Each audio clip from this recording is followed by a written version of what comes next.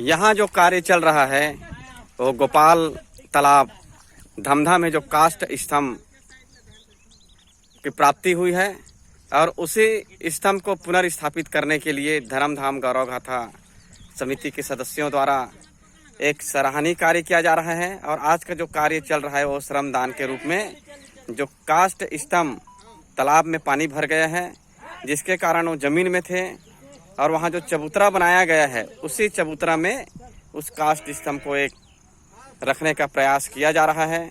अभी यहाँ बहुत सारे साथियों के द्वारा पत्थर को हमारे देसी जुगाड़ जिसे कहते हैं उसके माध्यम से एक छोटा सा नाव बनाकर ये जो पत्थर है ऐसी बहुत सारे पत्थर को तालाब के बीचों बीच चबूतरा के पास पहुंचाया गया। तालाब को बचाने का एक बढ़िया प्रयास यहाँ के धमधा की युवाओं के द्वारा किया जा रहा है। और निश्चित रूप से हम सबको पता है कि धमधा नगरी जो जाना जाता था 126 तालाब के नाम से, और इस 126 तालाब में अभी कितना तालाब बाकी है उसको सुनकर हम सब दंग रह जाते हैं। अभी तक से पता चला है कि इस धमधा नगरी में 126 तालाब के स्थान पर मात्र 40 से भी कम तालाब बचा हुआ है। बहुत सारे तालाबों का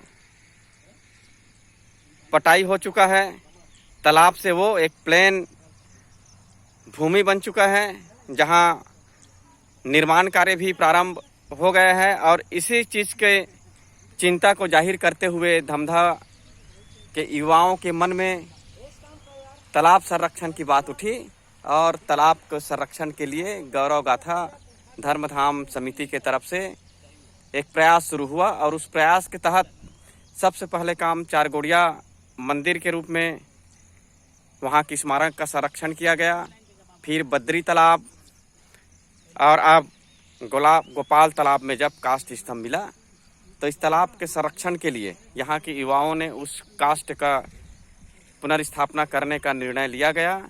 और उसी के तहत ये जो काम चल रहा है वो जारी है।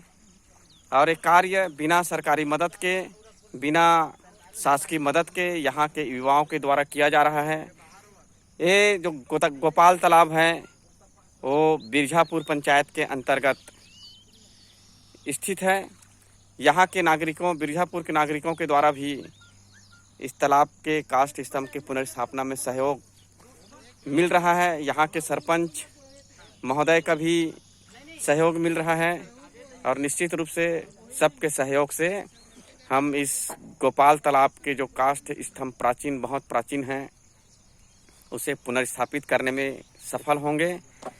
और ये एकमात्र प्रयास है, प्रयास यहाँ के युवाओं के द्वारा किया जा रहा है कि जो हमारे 126 तालाब में मात्र 40 से भी कम तालाब बचा हुआ है उस तालाब को बचाने का, उस तालाब को संरक्षित करने का।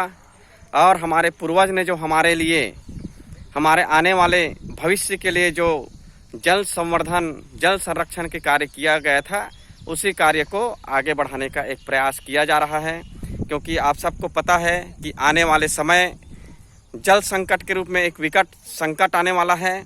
जिस प्रकार से हम अभी कोरोना वायरस संक्रमण के दौर से गुजर रहे हैं, इसके बारे में कहीं ना कहीं हम कुछ सोचे नहीं थे कि ऐसे वैश्विक महामारी का हमें सामना करना पड़ेगा।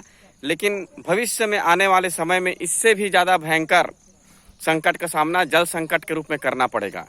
और उसी जल संकट से निपटने के लिए यहाँ की युवाओं के द्वारा आज से प्रयास शुरू कर दिया गया है। और ये प्रयास निश्चित रूप से देश और प्रदेश के लिए प्रेरणादायी रहेगा। यहाँ के युवाओं के लिए एक नया उद्देश्य लेकर लाया है कि हम जल को बचाएंगे।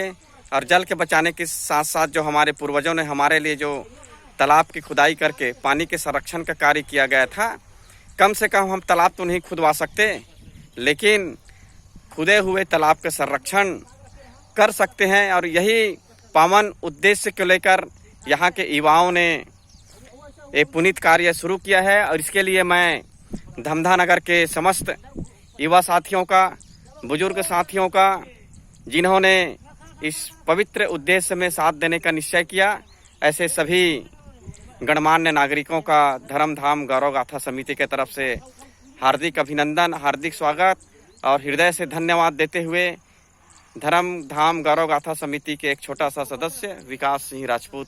जय भारत, जय हिंद।